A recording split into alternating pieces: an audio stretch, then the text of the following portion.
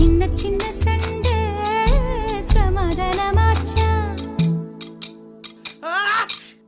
இப்ப பழச மறந்து கதைக்க வந்தாச்சு என்ற விசனம் மறந்து காத்தோட போயாச்சு. ஐயோடா இது நிரந்தரமென நிலச்சிருக்கணும். ஐயோடா இது நிலச்சிட ஒரு